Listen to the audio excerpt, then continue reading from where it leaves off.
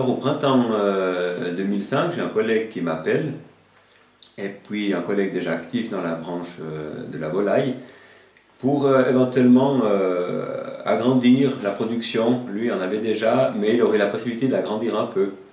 Et puis les contraintes de l'époque au niveau de la matière sèche, de la fumure, l'obligeaient à avoir une plus grande surface. C'est pour ça qu'il m'avait contacté.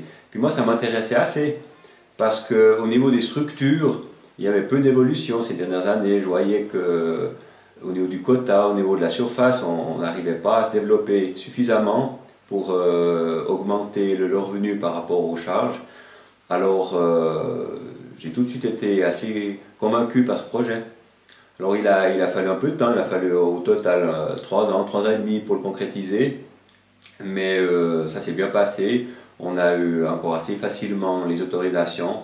Et puis en automne 2008, on pouvait partir avec notre première série de poulettes. Avant de partir avec ce projet, j'avais différentes occupations annexes qui m'occupaient quelques journées comme ça tout au long de l'année. Mais je me suis rendu compte qu'avec du bétail laitier, c'était pas l'idéal de devoir partir plusieurs heures pendant la journée. C'est pour ça qu'avec une production qui se situe sur le site, même des vaches laitières, c'est beaucoup plus facile de concilier les deux choses. Et puis on est plus présent sur l'exploitation, surtout au niveau du contrôle du bétail, de ces choses-là.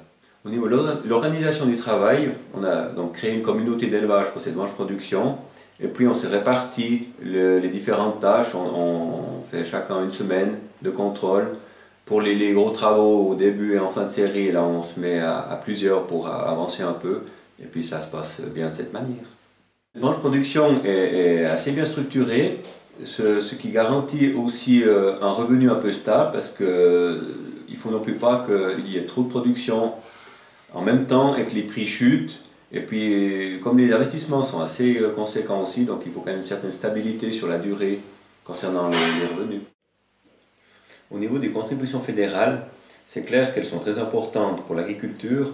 Mais cette remise en question tous les 4 ans déstabilise quand même un peu les paysans, surtout au niveau des investissements. Parce que investir pour 4 ans, c'est pas possible. Les investissements, c'est sur une longue durée, donc on aimerait quand même avoir plus de certitude et de garantie